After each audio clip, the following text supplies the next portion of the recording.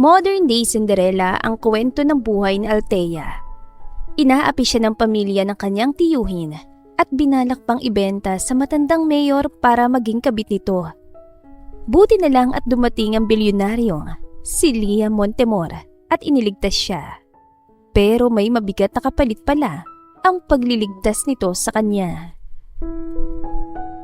Jump Tales presents Althea and Liam, Inspiring Love Story, written by D.G. Sam. Sa pagitan ng maingat na pagsimsim ni Liam sa alak, hindi na iwasan ng paningin niya ang isang magandang babae. "Chang, huwag niyong gawin sa akin to, please." "Tumigil ka, Althea, ha. Matagal na nating napag-usapan to. Kailangan natin to."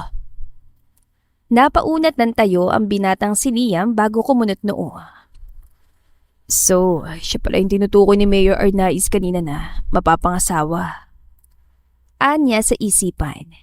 Kanina lang kasi habang nag-uumpukan sila, niyabang ng mayor na may mapapangasawa raw ito na batang-bata at magdadala rito ng swerte. Gagong mayor, matanda na'y naniniwala pa sa feng shui. "Chang, please." Muling pagmamakaawa ng babae. Nakita ni Liam kung paanong nagpupumiglas ito mula sa hawak ng tiyahin. At ilang sandali lang, nakangisi na parang aso na papalapit na sa mga ito si Mayor Arnaiz. "Ayan na si Mayor. Umayos ka, Althea." "Althea, napakaganda mo naman sa suot mong manipis na bestida." Sa narinig mula sa Mayor ay sumang-ayon si Liam. Tama ang matanda. Simple man ang ganda ni Althea, ngunit kaakit-akit. Sayang naman kung sa isang pulpul na mayor lang ito mapupunta.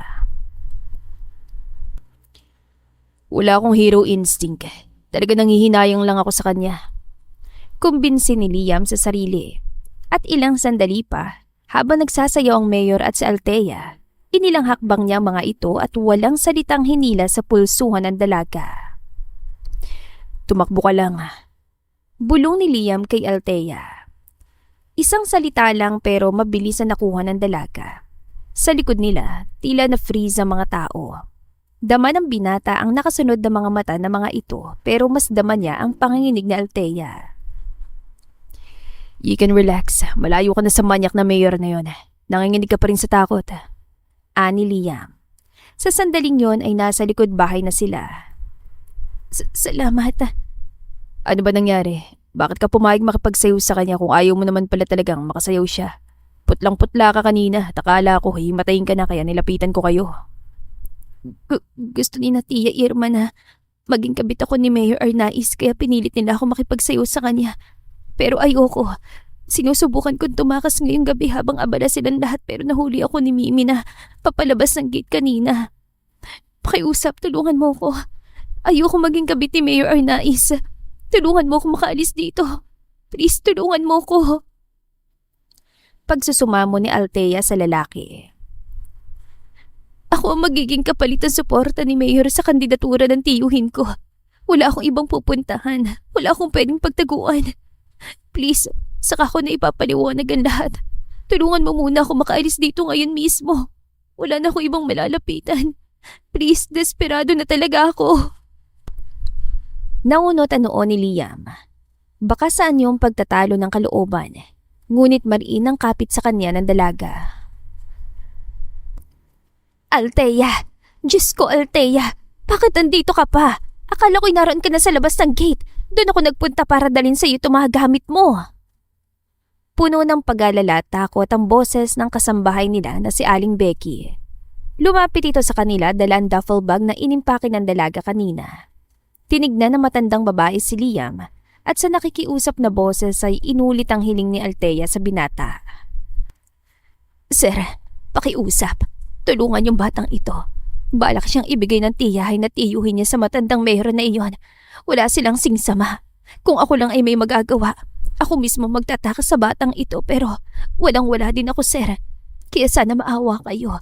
Tulungan niyo siya. Kailangan niyang makalayo sa lugar na ito."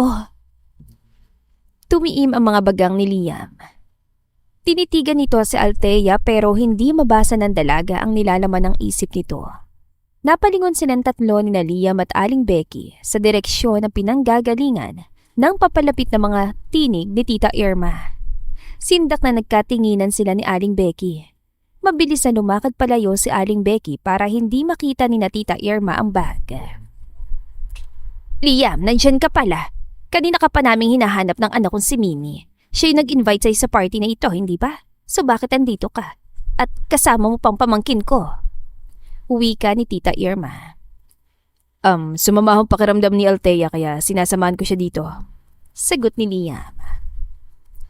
Masama ang pakiramdam mo, Althea? Ano nangyari? Ani mo'y totoong-totoo ang pag-aalala sa tinig ng tiyahin niya nang tignan siya. Lumapit ang tiyahin sa kanya. Akmang aabutin nito ang braso niya upang hilahin siya patayo, pero naunahan na ito ni Liam. Ipinalibot ni Liam ang isang braso sa baywang niya. Gulat na nagkatinginan ng tiyahin niya at si Minnie.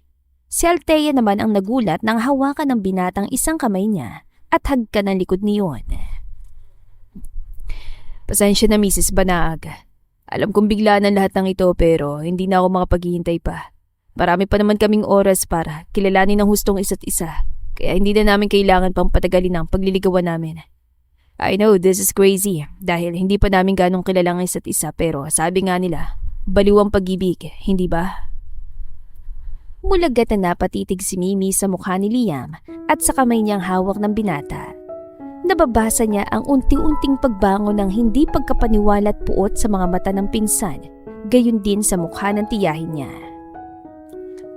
Ano bang pinagsasasabi mo, iho? Gusto ko pong hingin ng kamay ng pamangkin niyo. Gusto ko siyang pakasal. Tama na, okay. Alam kong hanggang langit ang pasasalamat mo pero kung uulitin mo pa ulit akong pasalamatan, baka magbago ng isip ko at ibalik kita sa poder ng pamilya mo. Ekseparadong wika ni Liam.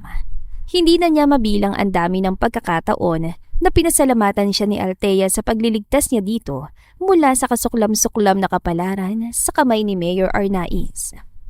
Lulan sila na yating magdadala sa kanila sa San Roque. Hindi niya alam kung alin ang mas ikakagulat ng pamilya niya. Ang maagang pagbalik niya sa isla o ang pagsasama niya ng fiancé na wala pang isang araw niyang nakikilala. Ayaw ni Liam na iwan kahit isang gabi sa poder ng mga Naves ang dalaga sa pag-aalala sa maaaring gawin ng mga ito kay Althea. Kaya bagamat labag sa loob niya, napilitan siyang gamitin ang impluensya ng kanyang pamilya. Kinailangan niyang bantaan si Mayor Arnaiz na kung susubukan muli nitong lapitan ang dalagang nasa ilalim na ng pangangalaga niya, ay hindi na makakatapak ang mayor sa San Roque. Bagay na alam nito na kaya niyang gawin dahil isa sa mga maimpluwensyang pamilya sa islang pamilya niya. At dahil nasa San Roque ang pinagkukunan ni Mayor Arnaiz na malaking bahagi ng yaman nito, agad itong sumuko sa kanya.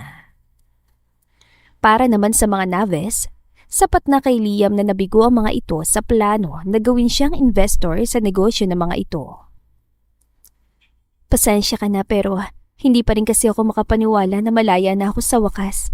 Akala ko talaga'y persahan ako magiging kabit ng matandang hukluban na mayor na yun.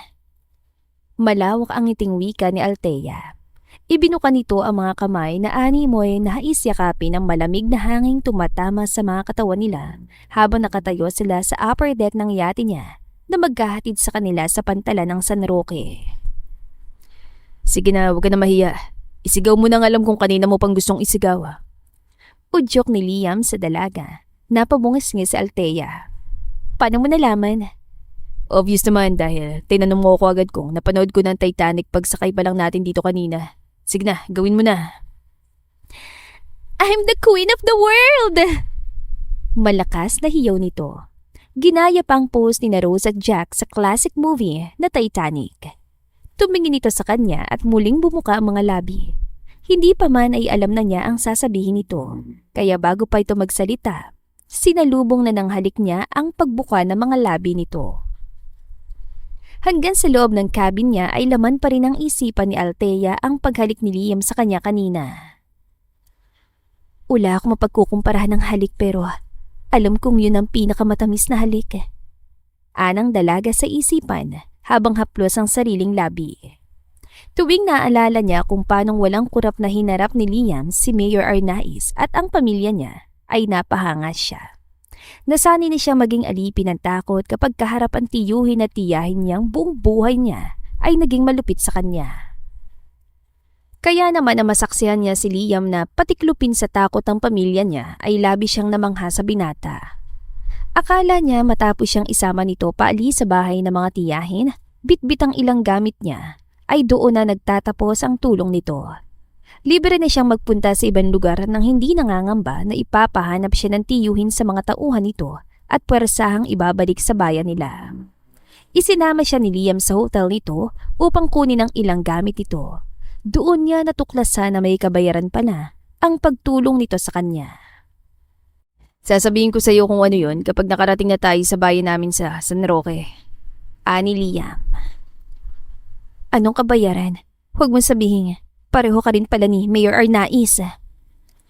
Oo, at may utang na loob siya rito sa pagliligtas nito sa kanya, pero kung pareho lang din pala ito ni Mayor Arnaiz na ang katawan niya ang gusto, pag-iisipan muna niya yon. Mukha ba akong desperado sa babae na kakailanganin kong mamilit para lang magkaroon ako ng babae? Ang puno ng indignasyong anito. Guwapo, matipuno, mayaman at matulungin ito. Oo nga naman. Hindi nito kailangang mamilit ang babae dahil mga babae na ang kusang lalapit dito. Sorry pero anong kabayaran ba ang hinihingi mo? Sa San Roque ko nasasabihin sa'yo. Sa ngayon, kailangan mo munang sumama sa akin pabalik sa isla na kinaroroonan ng pamilya ko. Doon ka na muna tumuloy hanggat hindi mo pa kayang suportahan ang sarili mo at hindi pa malinaw ang balak mong gawin sa buhay mo. Cargo de konsensya ko pa kung may mangyayaring masama sa'yo matapos kitang ilayo sa pamilya mo. Pero nakakahiya naman tanggapin ang alok mo. Sobra-sobra na yun sa hiningi kong tulong sa'yo. Kaya nga may kabayaran ng pagtulong ko sa'yo. Pero wag kang mag-alala. Uulitin ko. Wala yung connection sa katawan mo o puri mo. Ligtas ka sa akin. Dumako ang mga mata ni Althea sa bagong suitcase na naglalaman ng mga bagong damit at gamit na binili ni Liam para sa kanya kanina. Sanay siya magsuot ng mga designer clothes kapag kinakailangan niyang umarte sa harap ng mga kakilala at kaibigan ng kanyang pamilya. Pero sadyang nalula pa rin siya sa halaga ng lahat ng mga damit at gamit na binili nito para sa kanya. Kahit anong giit niya na hindi niya kailangan ng mga yon, ay hindi siya nito pinakinggan. Akmang ilalabas niya mula sa bag ang laptop niya nang gulatin siya ng malakas na katok sa pinto ng cabin niya. Binuksan niya yon. Si Liam at seryoso ang anyo nito. Narito ba siya para ipaliwanag sa akin ang namagitan na halik namin? Huwag ka mag-alala, Liam. Baliwala sa akin yon. Siguro nagulat ka lang. Bugso ng damdamin kaya nagawa mo yon. O ewan, basta huwag mo nang isipin pa yon. Hindi naman ako ganun ka-inosente para lagyan ng kahulugan yon. Pagpapractice pa ni Althea bago tinuwang pintuan. Pagbukas ng pinto, sa lubong na mga kilay na lalaki at bumungad, nagtatakang anyo. Ano ba sinasabi mo? May kausap ka ba dyan sa loob? Natameme naman si Althea. Hindi malaman kung ano ang isasagot. Wala yun. Anya, bakit ka nga pala nandito? Malapit na ba tayo sa isla? 10 minutes na lang at naroon na tayo. Bago tayo makarating sa bahay namin, gusto kong pag-usapan na natin ang binanggit kong kabayaran sa pagtulong ko sa'yo. Naisip ko lang ito nung makalisa tayo sa bahay ng mga tiyahin mo. At hindi ko agad sinabi sa'yo dahil nag-alala ako na baka hindi ka pumayag. Bakit naman hindi? Pagdating natin sa isla, bala ko ipakilala ka sa lahat bilang fiancé ko. Ano? Napamulagat siya. Listen to me first bago ka tumanggi. Kung hindi lang ako desperado, hindi ko gagawin to. Pero wala na akong ibang pagpipilian. Gusto kong umuwi sa amin pero dahil sa pangaakit sa akin ng hipag ko, hindi ako makauwi. Hindi ko gustong sirain ang pagsasama nila ni Kuya Cyrus. Pero hindi ko may paintindi kay Eunice yun. Kahit saan ako naroon ay nakadikit siya sa akin. Walang sinasabi si Kuya Cyrus pero alam kong kaunti na lang ay masasayad na rin ang pasensya niya. Saad nito? Mahal mo siya. Natural, kapatid ko siya. Tayo akong maging dahilan ng pagkakasira ng kaligayahan niya. Anito. Hindi ang kuya mo tinutukoy ko kundi yung hipag mo. Paglilinaw niya. Natigilan si Liam. Maya-maya ay napabuntong hininga ito at saka tumango. Ex-girlfriend ko si Eunice. Nag-break kami dahil nagkulang ako sa oras para sa kanya nang magkaproblema ako sa trabaho. Naging malapit sila sa isa't isa ni Kuya Cyrus at na-inlove sa isa't isa. Noong una, hindi ko gustong ituloy ni kuya ang relasyon nila dahil nag-aalala siyang masaktan ako. Pero nasabihin kong okay lang sa akin na maging sila, agad sila nagpakasal. Kung ganon, bakit kayo inaakit ni Eunice ngayon? May problema sila ni Kuya Cyrus. Magkaiba kasi sila ng ugali at buhay na kinasanayan.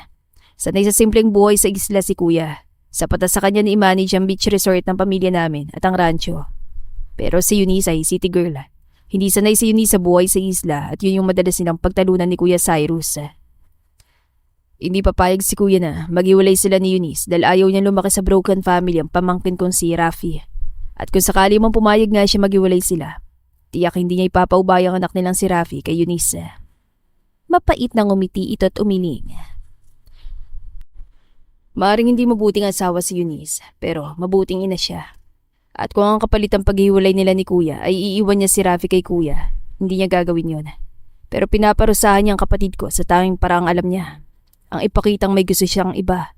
Ang masamay ako napili niyang gamitin sa pagre-rebelde niya. At sa palagay mo ba, titigilan ka na ng hipag mo sa kaning ipakilala mo ko bilang fiancé mo? Kaya ba binilhan mo ko ng mga bagong damit at gamit para pwede akong makapagsabayan sa kanya? Para ipakita kay Eunice na may ibang babae ka mahal kaya baliwala ang mga pangakit niya sa'yo? Hula ni Althea. Oo, Pag-amin naman ito. si Eunice ang dapat nating makumbinse na totoong relasyon natin. Tahimik na napaisip siya. Althea, May pag-aalinlangan sa tono ni Liam. Gano'ng katagal ako kailangang magpanggap na fiancé mo? Kung makakahanap na ako ng mapapasukang trabaho at malilipat ng bahay, pipigilan mo ba ako? of course not. Hindi kita preso, Althea.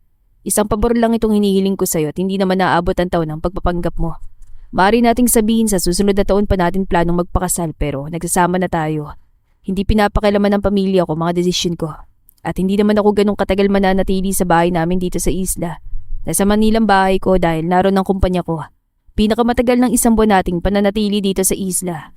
Pagpunta natin sa Manila, tutulungan kita makahanap ng tirahan na trabaho. Marahan tumango-tango si Althea. Wala naman siyang ibang magagawa. Malaki ang utang na loob niya kay Liam at maliit lang kumpara sa ginawa nito ang hinihiling nitong kapalit. Pero bakit ganoon na lang kabigat ang loob niya sa gagawing pagpapanggap? Hindi naman siguro siya nababaliw para pagselosa ng natuklasang natitira pa nitong damdamin sa hipag nito. Ngayon kasing natuklasan niya na hindi na libre ang puso nito, ay dagling naglaho ang pag-aasam niyang mas lumalim pa ang kanilang relasyon na inakala pa niyang sa pagalik nito kanina sa kanya magsisimula. Halos hindi makapaniwala sa Althea nang makita kung gaano kalawak at kaganda ang beach resort na kinalakihan ni Liam. Alam niyang mayaman ang binata, pero hindi niya alam na ganito ito kayaman. Kaya naman pala kahit si Mayor Arnaiz ay takot dito. Si Abdul Montemor! Tatay mo si Abdul Montemor! Bulilas ni Althea. Noon lang niya nakita ang portrait ng ama nito na nakasabit sa hallway papasok sa main living room ng mansyon ng mga ito. Umarko ang mga kilay at bahagyang tumaas ang isang sulok ng labi ni Liam. Oo, at nanay ko si Clarissa Olga. Anito. Wow, grabe! Anak ka pala ng dating senador na muntik nang maging presidente ng bansa natin. At sikat na bida sa mga paboritong telenovela ng mama ko noon ng mama mo. Kaya pala sabi ko, pamilyar ang mukha mo eh. Kahawig mong papa mo. Yeah, nasa Paris sila mama at papa. Doon na sila nakabase ngayon. Simula na mag-retire sa politika si Papa, pinagbigyan niya ang matagal ng hiling ni Mama na tumira sila malapit sa pamilya ni Mama sa France. Lumapit ang isang kasambahay sa kanila. Sir, naroon ako sa guest room ang mga gamit ni Ma'am Althea. Pinapatanong ho ni Manang Winnie kung gusto niyo magmerienda muna o magpahinga muna kayo. Magpapahinga muna kami. Salamat, Berta. Tumango ang kasambahay. Nginitian si Althea saka tumalikod. Nilingon siya ng binata. Halika na, ipapakita ko sa iyo yung magiging kwarto mo habang nandito tayo. Katabi lang yun ang kwarto ko tuwing narito ako. Nakaharap yun sa dagat kaya tanaw mong buong beach mula sa kwarto mo. Anito. Umakyat sila sa ikalawang palapag ng mansyon. Nagpasalamat si Althea na hindi iginiit ni Liam na magsama sila sa isang kwarto. Kahit pa ikakasal na sila, ayon sa palabas na gagawin nila. Hindi nangungahulugan yon na dapat ay sa iisang kwarto na sila matutulog. Naunawaan naman ito ang gusto niya. Wala sa mansyon ng kapatid dito pati ng hipag at pamangkin. Nasa bayan daw ayon sa mayordomang si Manang Winnie na siyang sumalubong sa kanila. Nagaya daw si Eunice na magpunta sa bayan upang mamili ng mga bagong damit at manood ng sine sa maliit na mall doon. Magpahinga ka na muna. Mamaya tatawagan kita kapag dumating na sila Kuya Cyrus. Ani Liam. Binuksan nito ang pinto ng guest room na tutuluyan niya. Sige, salamat.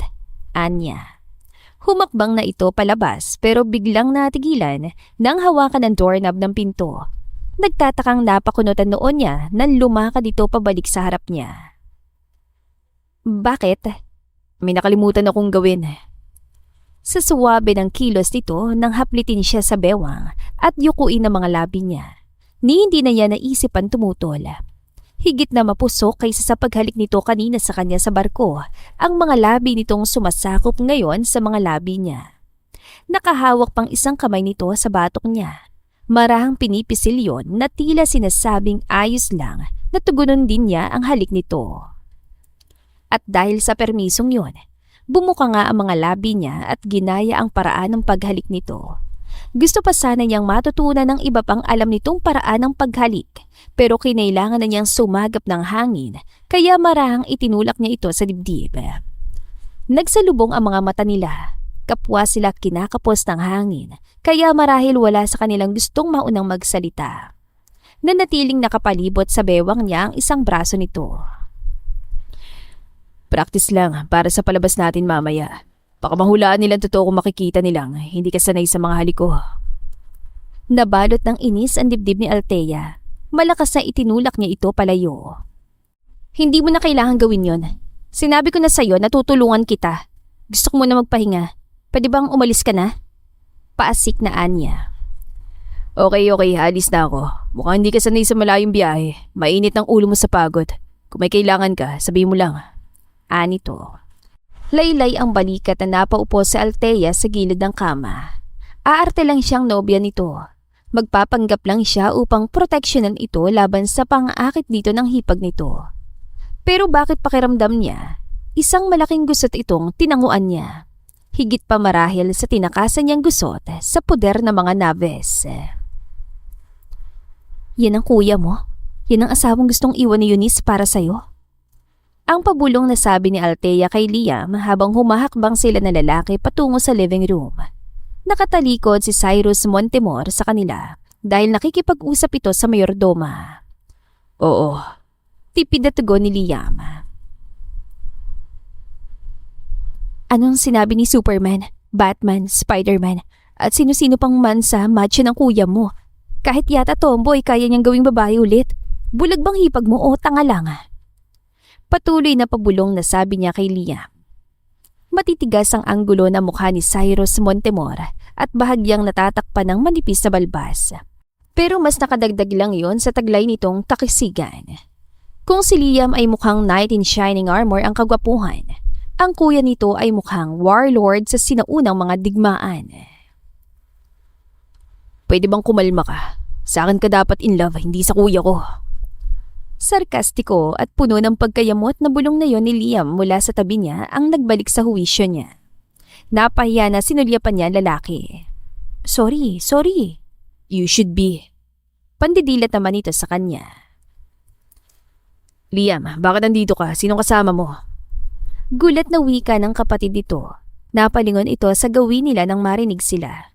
Nakangiting humakbang ito palapit sa kanila. Bahay ko pa rin naman ito, hindi ba? O bawal na ba akong tumapak dito ngayong ikaw nang namamahala ng beach resort?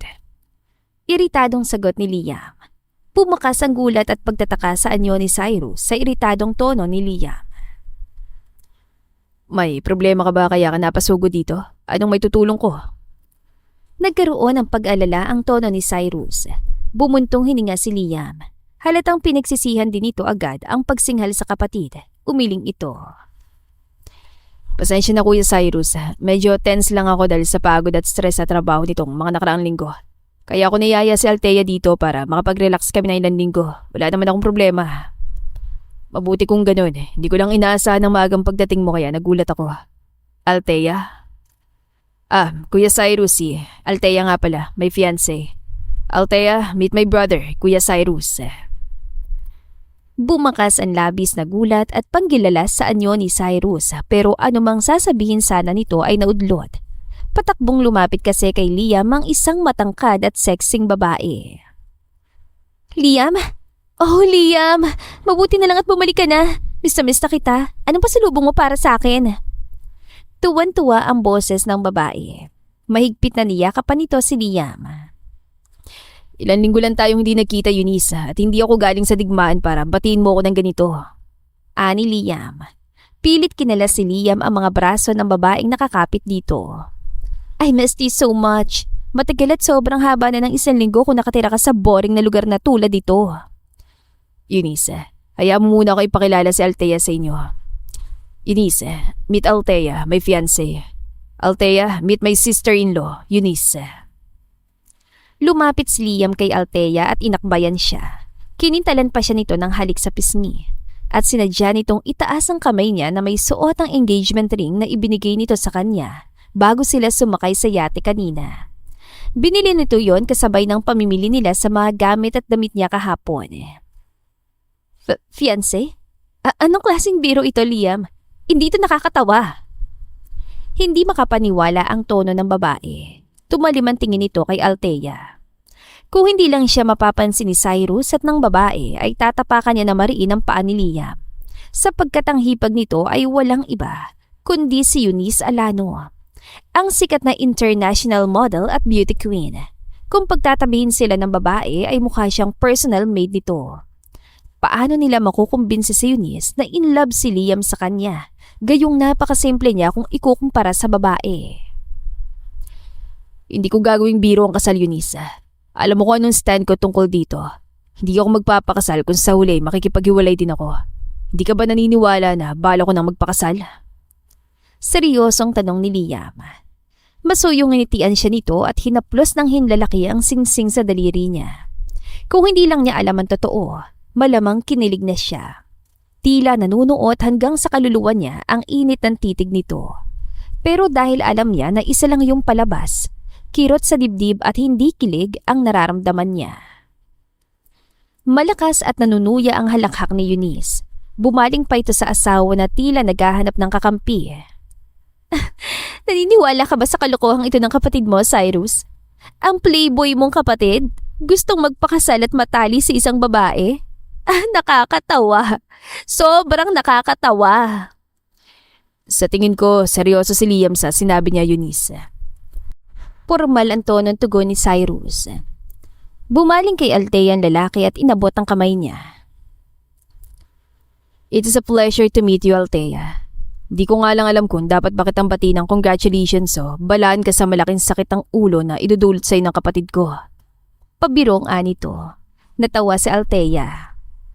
Huwag kang mag-alala. Bago naman siguro sumapit ang araw ng kasal namin ay lumipas ng gayumang pinainom niya sa akin. Ganting biro niya. Hindi kita ginayuma. Totoo namang adorable at lovable ako. Sweetheart, nainom mo na ba yung special apple juice na tinitimpla ko for you? Nakangiting sinakayan din naman ni Liam ang pagbibiruan nila ng kapatid nito. Masyado pang maaga para sa alak pero special ang sandaling ito. Kailangan natin ng champagne to toast your engagement. Ani Cyrus. Lumakad ito patungo sa minibar na nasa isang panig ng malaking main living room. Sumunod si Liam dito. Naiwan si Althea na kaharap si Eunice. Kunot noong nakatitig sa kanya ang babae. Gaano katagal na ninyong kilalang isa't isa? Saan kayo nagkakilala? Last Christmas lang ay nandito si Liam at hindi kanya nabanggit. Sa pagkakaalam ko din, isang Chinese businesswoman ang huli niyang idinadate, hindi isang Filipina. Humalukip-kip ito at hinagod siya ng tingin mula ulo hanggang paa. Baka sa anyo at sa tono ang pagdududa.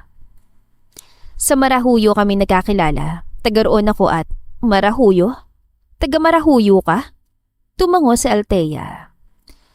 Ibig sabihin, ikaw ang dahilan kaya pabalik-balik doon si Liam nitong nakaraang 2 taon? Ikaw bang binilihan niya ng bahay at lupa doon? Ha? Hindi. Kailan na kami nagkakilala pero... Matagal ko nang kilalang pamilya niya. Pamangkin siya ni Umberto Naves, ang may-ari ng lupang binili ko sa Marahuyo. Alam mo bang freelance book editor siya? Baka nga nabasa mo ng mga librong inedit niya. Mahilig ka sa mga horror stories, hindi ba? Horror, suspense romance at mystery thriller ang mga manuscript na in-edit ni Althea. Sabat ni Liam. Nakalapit na pala ang lalaki sa kanila. Inakbayan siya nitong muli matapos iabot sa kanya ang isa sa 2 champagne glasses na hawak nito. Ginitian siya nito saka pinagtama ang mga braso nila. A toast to my pretty and very intelligent wife. Nito. Itinaas din ni Cyrus ang baso nito. Bagamat hindi masyadong gusto ni Althea ang lasa ng champagne, ininom din niya ang laman ng hawak na baso. Hindi pa kayo kasal, hindi mo pa siya asawa. Paasik na wika ni Eunice.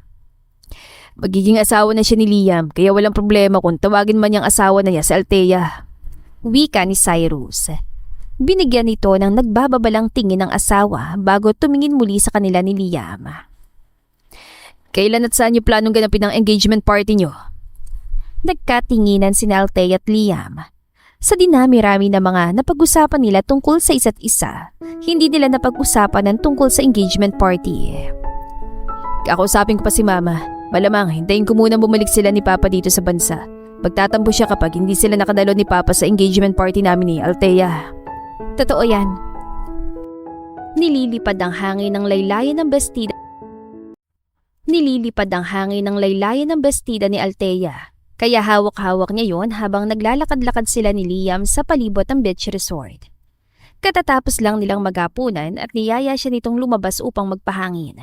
Pero ang totoo, ginusto lang nitong lumayo sa tensyong namamagitan kina Eunice at Cyrus na kasabay nila sa hapagkainan kanina. Pangatlong linggo na mula nang dumating sila dito sa isla. Akala ni Althea ay nakita na niya nung unang araw ang sukdulan ng kamalditahan ng hipag ni Liam pero hindi pa pala. Labis niyang ikinagulat ang ginawa ng babae kanina. Lantaran kasi nitong sinabi na hindi ito naniniwalang may relasyon sila ni Liam. Bukod daw kasi sa magkaiba mga kwarto nila, bagay na imposibleng mangyari sa mga nakaraang relasyon ng binata. Hindi rin daw sila mukhang nag-iibigan ni Liam. Mas mukha daw silang magbarkada lang. Madalas kasi sila nitong maabutang nagbibiruan ng binata kundi man nagtatalo. Hindi raw nito makita na physically attracted si Liam sa kanya. Madalas pangaraw ay tinatrato lang siyang parang nakababatang kapatid ni Liam. Akusasyong sinagot naman ni Liam nang hindi lang naman daw kasi hanggang kama ang relasyon nila. Kaya nga daw siya nito inalok ng kasal dahil nakita nito sa kanya ang lahat ng mga hinahanap sa babaeng nais makasama habang buhay. Alam mo, tama si Eunice. Nahalata niya tayo kasi sa tuwing hinahalikan kita. Kulang na lang patukan mo ako at itulak ako palayo sa'yo. Biglang komento ni Liam. Tumigil ito sa paglalakad at humarap sa kanya. Nandidiri ka ba sa akin, Althea? Sabi mo sa akin ng totoo. Mabaho bang hininga ko? May body odor ba ako? Siyempre wala no. Naasiwalan talaga ako dahil hindi naman kita totoong boyfriend. Siyempre hindi ako komportable na basta na lang makipaghalikan sa lalaking hindi ko naman talaga karelasyon. Puno ng pagdududa ang tingin ni Liam sa kanya. Althea, are you a virgin? Ramdam niya ang pag-iinit ng buong mukha niya. Bago pa nito mahalata ang tiyak na pamumula ng mga pisngi niya, ay pasinghal na tinugunan niya ito. Hindi mo na kailangang malaman pa yon. At kung hindi naniniwala si Eunice, hindi yun dahil sa akin kundi dahil sa'yo. Paano siya maniniwala na ako yung girlfriend mo kung lagi ka naman nakadikit sa kanya kapag wala sa paligid si Kuya Cyrus? Umarko ang mga kilay nito. Pinagmasdan siya na tila may nakitang ekspresyon sa mukha niya na hindi nito matiya kung guni-guni lang nito o katotohanan. Teka. Huwag mo sabihing nagsiselos ka kay Eunice. Althea, kung gusto ko siya, anumang oras maaari kong patulan ng mga pagpaparinig at pangaakit niya. Pero hindi ko gagawin yon kaya wala kang dapat ipagselos. Nanlaki ang mga mata niya. Hoy Liam, ang kapal na mukha mo Bakit ako magsiselos? Hindi. Bigla siya nitong hinablot at kinuyumos ng mariing halik sa mga labi. Kusang pumalibot sa leg nito ang mga braso niya. Kusang tumugon ang mga labi niya sa halik nito. Ni hindi na niya alam kung ano ang nasa paligid niya sa tuwing nasa loob siya ng mga bisig nito. Ang tanging alam lang niya, gusto niyang makulong lagi sa loob ng yakap nito. Baka hindi na makahinga si Althea sa ginagawa mo, Liam. Nanunuya ang boses na iyon sa mismo likod niya. Napasinghap na malakas niyang itinulak sa dibdib ang binata. Nanlulumong nilingon ng babaeng taas kilay na nakatingin sa mukha niya. Kaya pala siya biglang hinalikan ng binata. Malamang nakita nito ang pagdating ni Eunice at para mapigilan siya sa pagbubunyag sa palabas nila ay tinakpan nito ang sariling mga labi ang dumadaldal niyang bibig. Anong ginagawa mo dito, Eunice? Malamig ang boses ni Liam. Humigpit ang kamay nitong nananatiling nakahawak sa baywang niya. Pinipigilan siya sa tangka niyang paghakbang palayo dito. Bakit? Bawal na ba akong maglakad dito sa beach, Liam? Pasensya na istorbo ko ang sweet moments niyo. Hindi ko naman alam na may istorbo ko kayo. Matamis ang tono ni Eunice. Masuyong hinaplos pa nito ang balikat ng binata. Nabasa niya sa mga mata nito ang katuwaan na naistorbo ang pagsosolo nila ng binata doon. Bumalik ka na sa loob ng mansyon, Althea. May pag-uusapan lang kami ni Liam. Utas sa kanya ni Eunice na para bang isa lang din siya sa mga tauhan sa beach resort. Nangunatan noon ni Althea. Mariing kumuyom ang mga kamaon niya. Gusto niyang ingudngod sa buhangin na mukha ng babae. Gusto niyang kaladkarin nito palayo kay Liam, lalo na nang makita niyang idikit nito ang dibdib nito sa braso ng binata. Sabihin mo na lang kung ano yung sasabihin mo sa akin, Eunice. Hindi kailangang umalis na, Althea. Magiging asawa ko na siya at wala akong itinatagong sekreto sa kanya. Matigas ang tonong pahayag ni Liam. Biglang naalala ni Althea ang itsura ni Liam nung kaharap ang mga tiyahin at tiyuhin niya. Nasa tinig at anyo nito ang bahagya nilang tinitimping galit. Imbis naman mangilag, ay ubod ang tamis pang ngumiti si Eunice. Talaga, Liam? Gusto mo sabihin ko sa harapan niya mismo na buntis ako sa anak natin? Maingat na tinitiklop ni Althea ang mga damit niya at maayos na inilalagay iyon sa loob ng maleta. Paulit-ulit niyang sinasabi sa sariling wala siyang pakialam kay totoo man o hindi ang sinabi ni Eunice tungkol sa ipinagbubuntis nito. Hindi siya totoong fiancé ni Liam. Hindi siya pinagtaksilan ng binata. Kung may pinagtaksilan man, si Cyrus yun, hindi siya. Pero hindi niya mapigilan ang galit at sakit na sumasakop sa puso niya. Pakiramdam niya ay niloko siya ng lalaking mahal niya.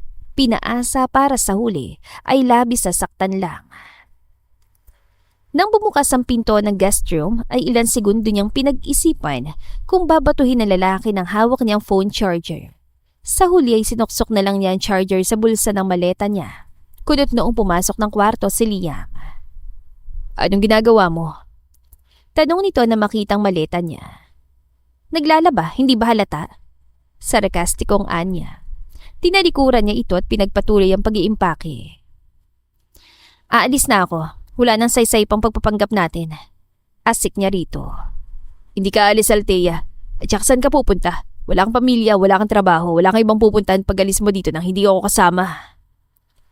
Kung hindi lamang niya kilala na ito, iisipin niyang pagkataranta at pangambang narinig niya sa tono nito. Pero imposible yun. At isa pa, bakit ito mag-aalala na aalis siya? Ang mas dapat itong ipag-alala ay kung anong gagawin dito ng kapatid dito, oras na malaman ang totoo. Nang patakbong iwan niya ito at si Eunice sa dalampasigan kanina, ay tulalang nakatitig lamang ito sa nakangiting mukha ni Eunice. Para itong pinasabugan ng bomba sa mismong harapan nito. Ngayon ay mukha itong galit at tagahanap ng kaaway. Tapos ng pagpapanggap natin. Huwag mo na akong isali pa sa patuloy yung panloloko sa kapatid mo. Kung iniisip mo makakaya ko na konsentihin ng kasalanan mo, nagkakamali ka. Paano mo nagawa yun sa kapatid mo? Kahit gaano mo kamahal ang babaeng yun, hindi sapat na rason yun para lokohin mong kapatid mo. Galit na hiyaw niya dito. Gusto niyang sapakin ito at gusto niyang kalbuhin ang malanding Eunice na yun. Tama na, Althea. Hindi mo alam ang pinagsasasabi mo. Hindi ko niloko si kuya. Ano bang akala mo sa akin? Walang konsensya at walang moralidad na basta na lang papatulan ng asawa ng sariling kapatid ko. Isasama ba kita rito kung sa una pa lang ay wala na palang silbing pagpapanggap natin? Galit na asik nito. Lumapit ito sa kanya at inagaw ang hawak niyang damit. Hinagis ito yon pabalik sa drawer bago kinuha mga nakatiklop na damit sa loob ng maleta niya upang ibalik din sa drawer. Gigil na hinarangan niya ito. Pilit binabawi dito ang hawak nito mga damit niya.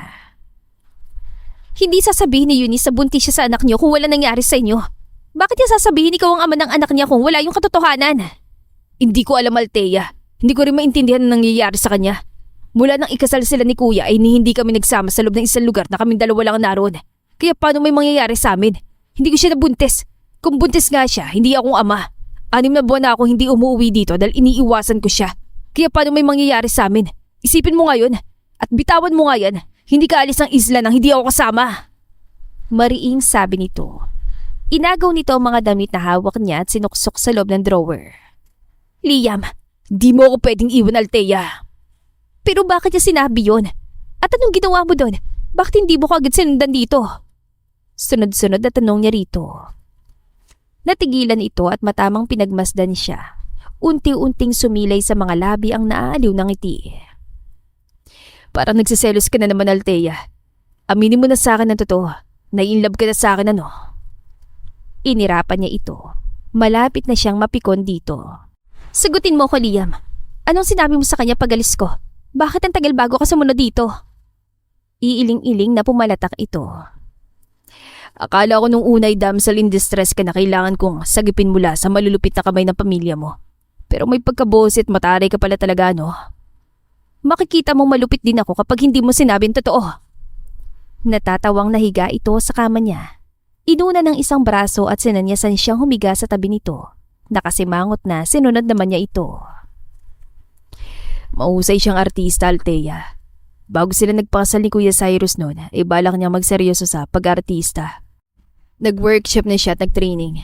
Di lang natuloy dahil nga nag-asawa siya at buntis agad.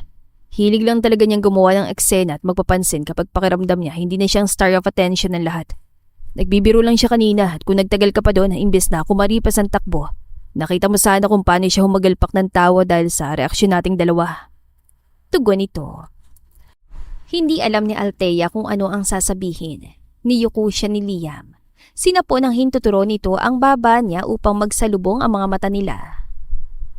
Althea, may kulang sa tornilyo sa utak ang babaeng yun. Mariing pahayag niya. Natawa naman ito. Oo, minsan nakakatawa siya kapag umaayon ng lahat sa gusto niya.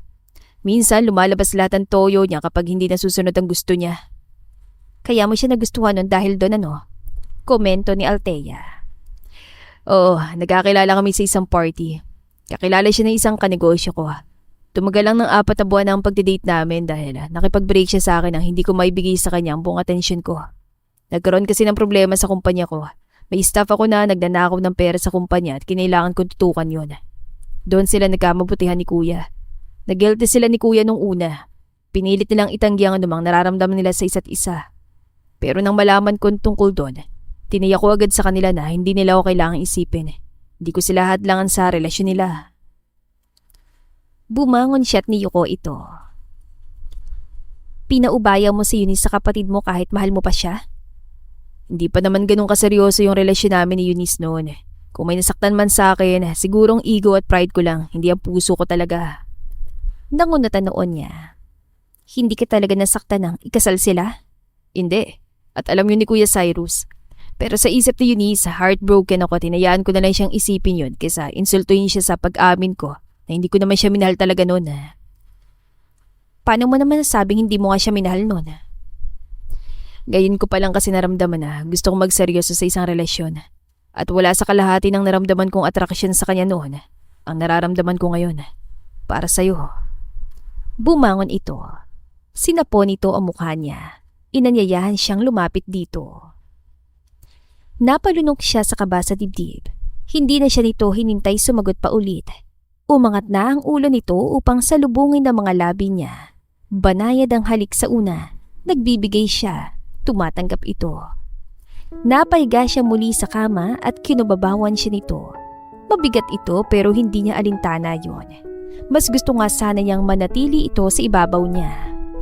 Sinasakop siya ng katawan nitong ibang-ibang katigasan sa kanyang kalambutan. Pero umangat din ang bigat nito agad. Aangal sana siya sa pag-aakala na iiwan na siya nito, pero saglit lang pala itong umalis upang magtanggal ang t-shirt na suot nito at matanggal ang mga botones sa harap ng bestida niya. Liam, ano ba? Ibaba mo ko. Hindi pa ako tapos sa ginagawa ko. Saway ni Althea sa lalaki nang bigla siyang buhatin nito palayo sa laptop niyang nakapatong sa mesa sa loob ng nipahat. Abala siya sa pag-i-edit ang nirevise sa 2 chapters ng writer na kliyente niya. Bukas ang deadline niyon kaya gusto niyang tapusin yun ngayon. Hindi naman na makapaghintay si Liam na nagyayang mag-swimming sila sa dagat ngayong araw. Tapos ka na, ako naman ang asikasuhin mo. Anito bago siya inilatag sa picnic blanket na inilatag nito sa buhanginan. Liam! Itinulak niya ito sa dibdib ng akmang kukubabawan siya nito. Gusto ko matapos na to para masimulan ko na yung pagtulong ko kay Kuya Cyrus sa istoryang gusto niyang isulat. Kung lagi mo akong istorbohin, mas matatagalan ako. Nangunot noon nito. Tutulungan mo si Kuya Cyrus? Oo, hindi ko ba nabanggit sa'yo? Hindi. Naupo ito sa buhanginan. Alam ko tungkol sa istorya matagal na niyang gustong isulat, pero hindi ba kailangan matapos muna niya yon bago mo yun ma-edit? Oo, pero humihingi siya sa akin ng pointer sa technical aspects ng pagsusulat. Ganun ba? Oo, gusto rin niyang tulungan ko siyang mag-brainstorming tungkol sa mga komplikadong eksena sa kwento niya. Hindi ito tumugon pero hindi rin nawala ang kunot sa noo. Tumayo siya at bumalik sa harap ng laptop niya. Minamasdan niyang binata mula sa sulok ng mga mata. Halata sa kunotan noon nito ang malalim na iniisip. Nang hindi na siya makatiis, binato niya ito ng ginusot na papel. Huwag mo sabing nagsiselos ka sa ideyang magkakasama kami ng kuya mo na matagal habang tinutulungan ko siya sa nobela niya. Baka isipin kong nahuhulog ka na sa akin. Pilyang ngisi niya dito. Malambing ito, maalalahanin at umaakto bilang perpektong lalaking umiibig. Pero ni minsan wala pa itong sinasabi ukol sa nararamdaman para sa kanya. Hindi naman niya binibilang na sapat na pagtatapat ang pagsasabi nitong I want you. I die if I can't have you. Oh, I love your body, baby. Kaya hanggat hindi niya naririnig sa mga labi nito ang mga katagang nagpapatunay ng nararamdaman nito sa kanya, hindi niya rin maipalagay ang isip at puso na seryoso ng relasyon nila. Sa bawat lumilipas pang araw ay lalo siyang nauubusan ng panahon. Sa susunod na linggo, babalik na sila sa Manila. Aalis na sila dito sa beach resort kung saan ay buong paniwala ng mga tao. Ikakasal na sila. Paano kapag wala na sila dito? Panindigan pa rin ba nito ang kunwaring plano nilang magpakasal? O unti-unti itong lalayo sa kanya kapag nagsawa na? Pagyak na natawa ito, matamang tinitigan siya. Baka ikaw nahuhulog na sa akin. Sinalubong niyan tingin nito. Akmang sasagot siya pero ginambala sila ng mga papalapit na yabag ni Eunice. Luhaan ang mukha nito. Nag-aalalang patakbong sinalubong ito ni Liam. Eunice, ano nangyari? May nangyari ba kina Rafi at Kuya Cyrus? Liam, oh Liam, help me. Galit na galit sa akin si Cyrus. Tinangka niya akong saktan. Galit na galit siya sa akin pero ayaw pa rin niya akong palayain. Nakipaghiwalay na ako sa kanya pero sabi niya ako lang mag-isa ang pwedeng umalis ng isla. Ayaw niyang ibigay sa akin si Rafi. Hindi ko makakayang umalis ang hindi kasamang anak ko, Liam. Tulungan mo ko. Hagulgol ni Eunice. Kunat noong sinulyapan siya ni Liam. Tila noon lang naman napansin na babae ang presensya niya. Matalim ang tingin na ipinukol nito sa kanya. Masaya ka na? Masaya ka na ba? Wasak na wasak ng buhay ko. Akala mo ba hindi ko alam na natutuwa ka makitang miserable ang buhay ko? Inagaw mo na nga si Liam sa akin. Pati si Cyrus gusto mo pang agawin sa akin. Singhal nito sa kanya. Nabigla si Althea. Anong sinasabi mo? Hindi ko inagaw si Kuya Cyrus sa'yo. Baliw ka ba? Saan mo nakuha yung ideyang yun? Hindi ako bulag. Hindi ako tanga. Gabi-gabi pagkatapos maghapunan ay madalas mo siyang kausapin. Kunwari ka pang interesado ka lang sa nobelang gusto niyang isulat pero alam ko, paraan mo lang yun para makuha mong atensyon niya. Tama na Eunice, tigilan mo ng pag-akusama sa girlfriend ko. Maautoridad na saway dito ni Liam. Kung kanina ay may simpatya sa anyo nito na makitan luha ang anyo ng babae. Ngayon, napalitan niyo ng pagkayamot. Muling nagusot ang mukha ng babae. Umagos na naman ang mga luha sa mga mata nito. Tinangka nitong lumayo sa binata pero mabuhay ang tayo nito. Kaya walang mapagpilian si Liam kundi panatilihing nakaalalay sa baywang nitong isang braso. I'm sorry Liam, pero nakakasiguro ako may ibang babae si Cyrus. Alam ko naging unfair ako sa'yo na subukan kong gamitin ka para pagselosin si Cyrus. Pero akala ko kapag ginawa ko yun ay magbabago pang isip niya. Akala ko maiisip na niya ako pa rin ang mahal niya at hindi ang babae niya. Gustong isipin ni Althea na arte lang ang ginagawa ng babae. Isa itong mahusay na artista, kaya madali lang ditong gumawa ng eksena kung gugustuhin ito, tulad ang minsan na nitong tinangkang gawin noon. Pero malinaw ang kamiserablihan nito. Hindi niya malaman ang gagawin. Sa kabila ng pangit na tensyon sa pagitan nila, may kumudlit na awa sa puso niya para dito. Gusto niyang aluin ito pero may palagay siyang hindi nito magugustuhan ang pagpapakita niya ng awa o simpatya dito. Sa buong durasyon kasi ng pananatili niya dito sa beach resort ay hindi siya kinakausap ng babae kung wala sina Liam o Cyrus. Althea, tapusin mo na lang muna ang trabaho mo dito. Ihatid ko lang sa mansyon si Eunice. Babalikan kita sa pagkatid ko sa kanya. Ani Liam. Baka sa mukha ang magkahalong pagkaasiwa at awa sa patuloy na pagkagulgol ng hipag nito sa mga bisig nito. Bahagyang umiwi pa ito sa kanya at nagkibit-balikat na tila sinasabing wala itong ibang magagawa kundi unahin munang asikasuhin ng babae. Nakakaunawan tumango naman si Althea. Pinagmasdan niya ang maingat na pag-alalay nito sa babae habang naglalakad pabalik sa mansyon. Hindi na ito muling sumulyap sa kanya. Napabuntong hiningang ibinalik niya ang tingin sa Konting kamustahan muna tayo mga listeners. Kumusta pong ating kwento sa araw na ito? Nagustuhan niyo po ba? Ano sa tingin niyo ang mangyayari sa pag-iibigan ni na Althea at Liam? Leave your comment lang po sa ating comment section at tignan natin kung tamang naiisip niyo sa pagpapatuloy ng ating kwento.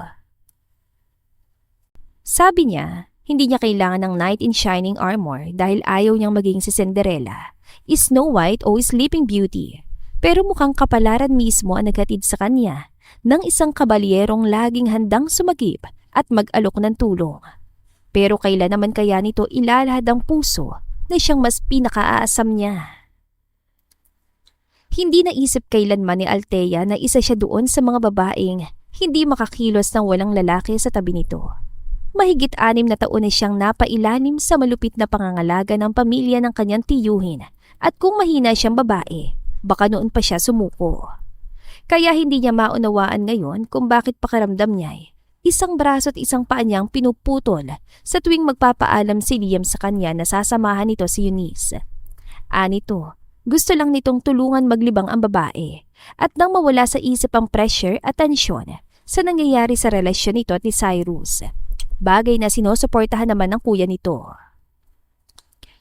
Wala akong ibang babae, pero para kay Eunice, porket hindi ko maibigay ang atensyon na dinedemand niya ay iniisip na niyang may iba akong babae.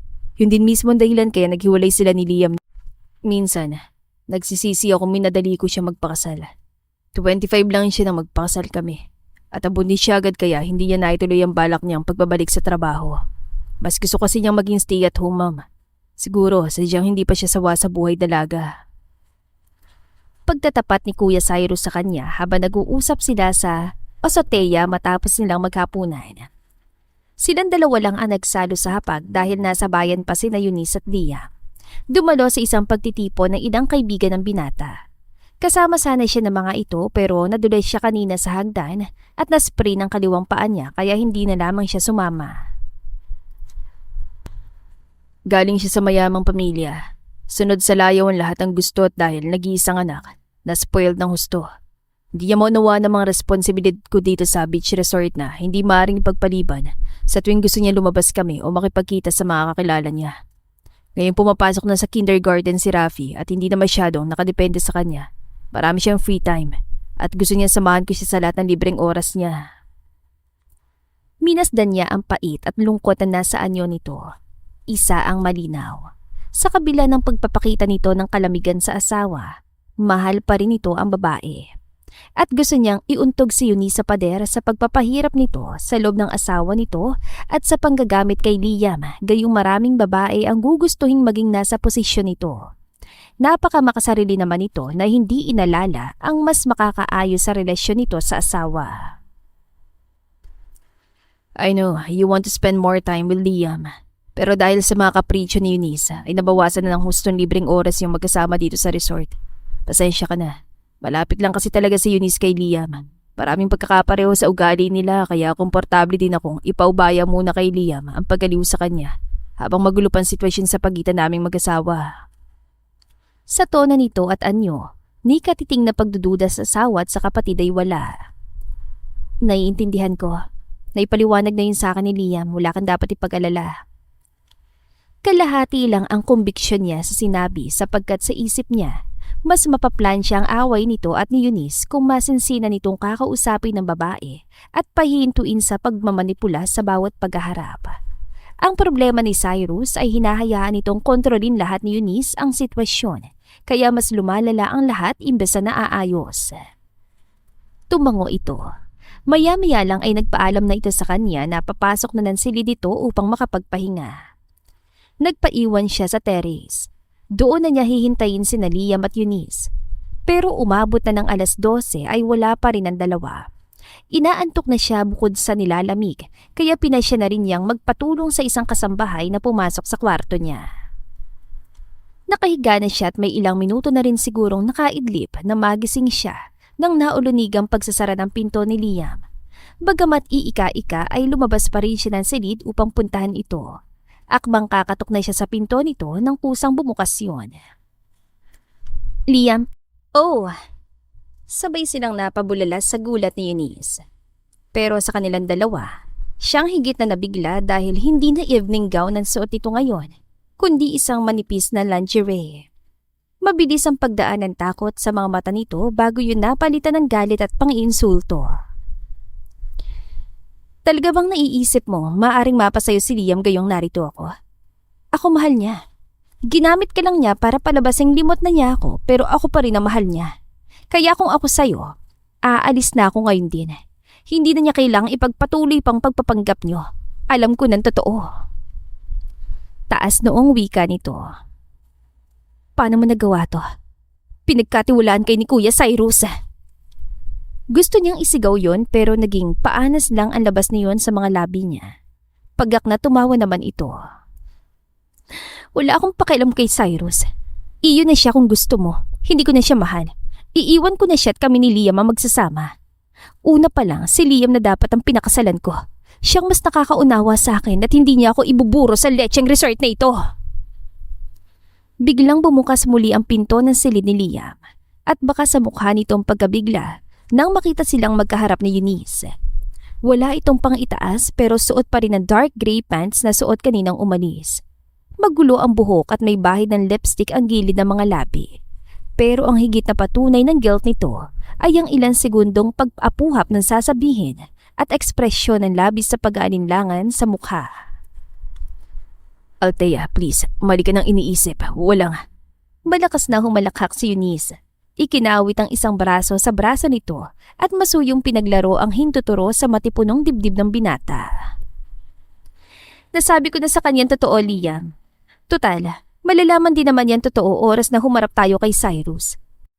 Ang mabuti pa, ipahatid mo na siya sa kanila o gusto mo pang maging saksi siya sa pagharap-harap nating tatlo ni Cyrus? Sinika palisin ng binata ang mahigpit na pagkakapulupot dito ng babae. Humakbang ito palapit sa kanya. Nakalahad ang isang kamay na animo humihingi ng tawad at pangunawa. Pero umatras siya palayo dito. Huwag mo kong hawakan. Paano mo nagawa ito sa sariling kapatid mo? Pinagkatiwalaan ka niya, nakakadiri ka! Galit na hiyaw niya dito. Mabibilis sa mga hakbang niya pabalik sa kwarto niya sa kabila ng pananakit ng paa. Pahagis na inilatag niya sa kama ang maleta. Sa pagkakataong yon ay hindi na siya mapipigilan nito sa pag-alis. Hindi na siya maaaring manatili pa sa lugar na ito. Pakiramdam niya ay sasabog ang dibdib niya sa labis na sakit. Bumukas ang pinto at pumasok si Liam. Kalmado ang anyo nito. Althea, please, listen to me. Ano man na nakita mo, nagkakamali ka ng iniisip sa nangyari. Malumanay ang tono nito. Mabagal ang mga hakbang na lumapit sa kanya na parabang nag-aalala na bigla siyang tumakbo palayo kung bibiglain siya nito. Pagak na natawa siya. Anong mali sa nakita at narinig ko, Liam? Itatanggi mo pa rin bang nasa loob siya ng kwarto mo at may nangyari sa inyo gayong kitang-kita kong ebidensya? Marahas na sinuklay nito sa buhok ang dalawang kamay niya. Althea, wala akong oras para liwanagin ang lahat sa'yo pero maniwala ka, mali ang akala mo. Wala kaming Pabalibag na bumukas ang pinto at ang nakapamewang na figura naman ni Eunice ang naroon. Aalis ka na? Mabuti naman. Hindi ka na pala kailangang paalisin pa ni Liam.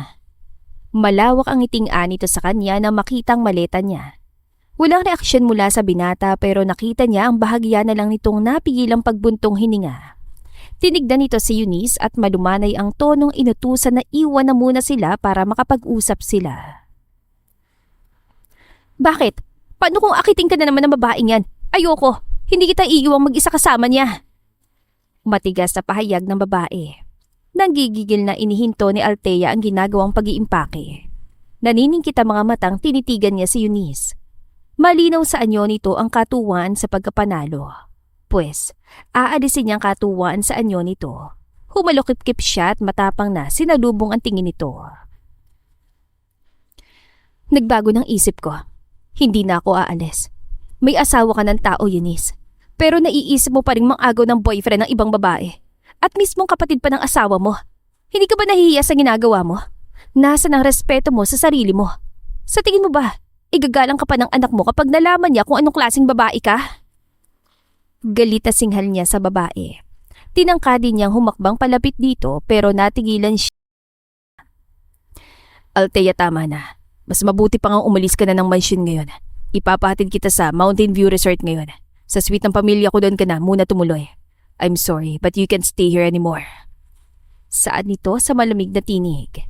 Pero kahit pa siguro naging masuyo ang tono nito, ganun pa rin ang epekto sa kanya. Maninigas siya sa kinatatayuan dahil sa magkahalong sakit at hindi pagkapaniwala. Kinakampihan nito si Eunice. Sinusuportahan nito ang babaeng kanina lang ay sinasabi nitong wala itong relasyon. Anong sinasabi mo, Liam? Basag ang boses na Anya. Hindi ka na pwedeng magtagal pa dito. Ayaw ni Eunice. Inamin ko na sa kanya totoo tungkol sa kasunduan natin. I'm sorry but you have to go. Walang emosyong ulit ito bago siya tinalikuran at nilapitan si Eunice upang alalayan palabas ang silid niya. Humabol siya dito. Mahigpit na kumapit sa isang braso nito. Pinipigilan ito sa paghakbang palayo sa kanya. Liam, ano to? Hindi ko maintindihan. Isang hikbi ang kasamang kumawala ng naguguluhang bulalas niya. Hihiwalayan na ni Eunice si Kuya Cyrus. Magpapakasal kami. I'm sorry if I had to use you to make her realize that she really loved me and that my brother. Hindi ko sinasadya masaktan ka pero kahit kailan naman, hindi kita niloko at pinaniwalang mahal kita, hindi ba? Hindi ko sinabi kahit kailan na ngayon ko lang naramdaman na seryoso ako sa damdamin ko sa'yo. Inamin ko sa'yo na puso ko nasaktan at hindi ang pride o ego ko lang nang hiwalayan ako ni Eunice, hindi ba? Napaawang ang mga labi niya sa kalamigan ng boses at kalupitan ng sinabi nito. Parang biglang naubos ang lahat ng lakas niya. Wala na siyang ibang maapuhap na sasabihin. Tahimik na ipinagpatuloy na lang niya ang pag-iimpake.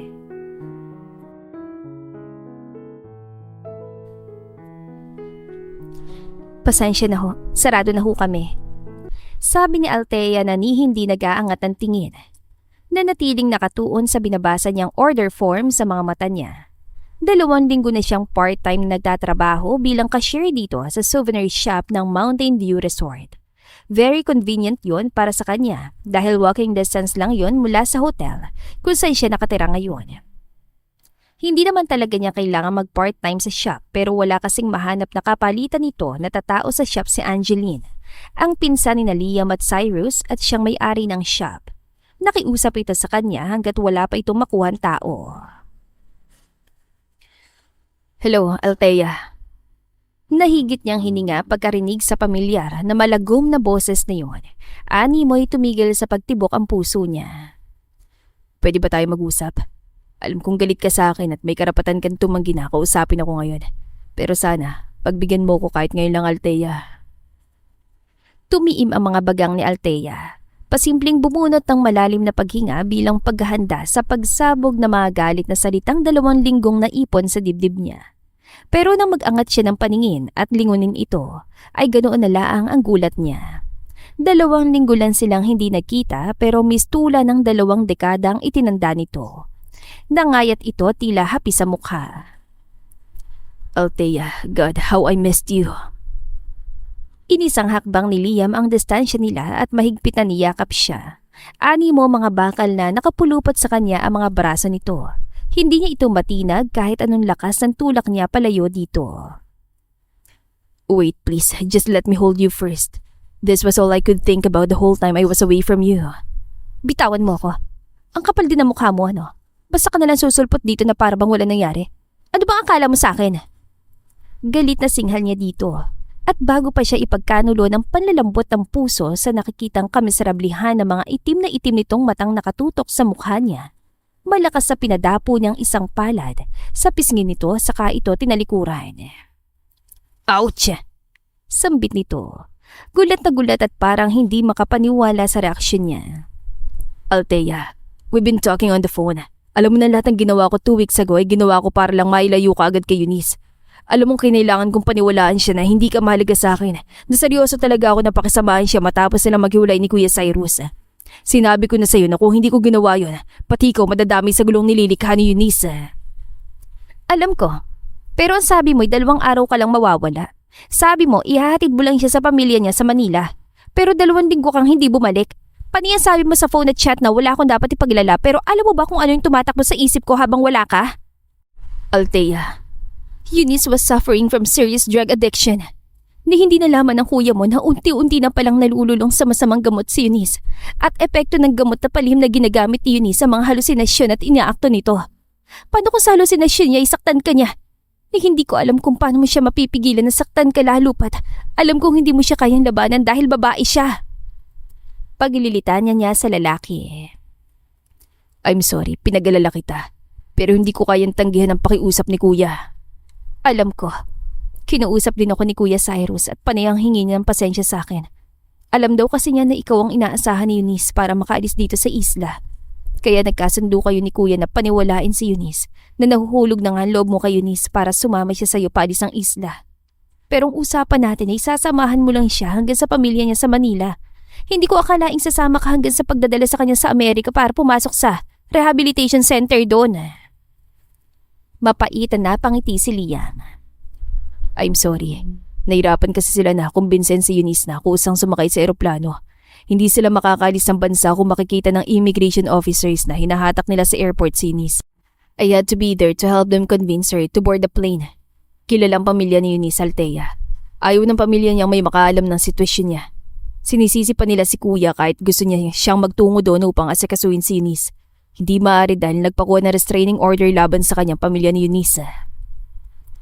Ilang minuto siyang hindi nakaimik. Kumusta na siya? Nasa loob na siya ng rehab center. Hopefully, matulungan nila siya na gumaling. Tumango si Althea. Pwede na ba kitang yakapin ulit? Oo. Mahigpit na niyakap nga siya nito at saka siniil ng halik sa mga labi. I'm sorry, I hurt you, Althea. Akala ko nahulaan mo agad ang ibig kong sabihin ng gabing yun. Hindi ko sinasadyang saktan ka ng mga masasakit na salitang binitawan ko noon. Huwag mo nang isipin yun. Naipaliwanag mo na naman na malinaw ang lahat ng tawagan mo ko agad pagdating ko sa hotel suite. Namiss din kita, Liam. I missed you too, so much. Masyadong naging mabilis ang lahat sa pagitan natin. Everything happened so fast, I didn't know if it was real or just another affair that would have died naturally after a couple of more weeks. Akala ko din kasi noon, si Eunice ng babaeng gusto kong makasama habang buhay. Pero nagkamali ako. Dahil hindi, sinasakit ang inaasahan ko, nararamdaman ko na ipagpalit niya ako kay Kuya Cyrus noon. I want to be sure, ikaw na nga talagang babaeng gugustuhin kong alukin ang pangalan ko. Kaya ba kahit kailan hindi mo masabing mahal mo ko? Dahil hindi ka pa sigurado sa nararamdaman mo? Ginagap nito ang mga kamay niya at hawak ang mga yon ay sinalo ng hintuturo ang mga butil ng luhang sumungaw sa mga mata niya. Yes, I'm sorry, Althea, but I had to be sure. Ayoko magkamali tulad ni Kuya Cyrus. Gusto ko kung sasabihin ko mga salitang yon sa isang babae ay maging tulad ng pagsasabi ni Papa nun kay Mama, buo at panghabang buhay. At kaya ako nandito ay dahil sigurado na ako na pwede ko na nga sabihin yun sa'yo. Iniwan mo kong para samahan ng ex mo. Paano kung huli ka na? Paano kung sabihin ko sa iyong noon marahil masasabi kong mahal kita pero hindi na ngayon? Nanunukso ang tanong niya. Hindi ako maniniwala sa'yo. Kasi kahit nasa malayo ako, hindi pa rin kita tuluyang iniwan. Araw-araw akong nakikibalita sa mga nangyayari sa'yo. Kaya alam kong mahalaga pa rin ako sa'yo. Siguradong sigurado ng tono nito at nang sumulyap sa gawing likod niya ay sumilay ang tipidang ngiti sa mga labi. Tinatawagan ko rin si Angeline pagkatapos natin mag-usap gabi-gabi. Ibinilin kita sa kanya. Ngayon, hati ng loyalty niya dahil naging kaibigan ka na rin niya. Hindi niya ako mapahindihan sa tuwing tatawag ako sa kanya upang balitaan ako tungkol sa'yo. Siya rin yung nagsabi sa akin na sa kabila na nangyari sa atin, hindi ka pa rin pumapayag na magsalita siya ng masama laban sa akin. Pinagtatanggol mo pa rin daw ako sa kanya sa tuwing magbibitaw siya ng mga masasakit na salita patungkol sa akin. Nag-init ang mga pisngi ni Althea. Nag-iwas siya ng tingin kay Liam. Sinapo naman ito ang baba niya upang magsalubong muli ang mga mata nila. Sabi ni Angeline, pruweba daw yun na mahalaga talaga ako sa'yo. Kaya ayaw mong nakakarinig ng mga negatibong bagay tungkol sa akin. Is it true, Althea? Masuyong anas nito. Napalunok siya. Bumuka ang mga labi niya upang mariing itanggi yun, pero nang makita niyang pagmamahal sa anyo ni Liam, ay kusang gumalaw ang ulo niya. Tumango siya. Oo, mahal kita. Mahal na mahal kita, Liam. Nagliwanag ang buong mukha ni Liam. Mahigpitan niyakap siya nito. I love you too, Althea. Thank God you still love me. Nakangising nito bago siya kinuyumas ng mariing halik sa mga labi. Tinugon niya ang halik ni Liam. Will you marry me, Althea? For real? Hindi na dahil kailangan kita bilang peking fiancé, kundi dahil kailangan kita sa buhay ko bilang asawa ko. Oo, Liam. Pakakasalan kita. Binunot ni Liam ang isang jewelry box mula sa bulsa ng pantalon nito. Napasingap siya nang buksan nito yun at ipakita sa kanya ang engagement ring na naroon. I love you, Althea. Mahal din kita, Liam. At dito na po nagtatapos ang ating kwentong pag-ibig. Maraming salamat po sa pakikinig. To God be the highest glory. Hanggang sa muli. Paalam!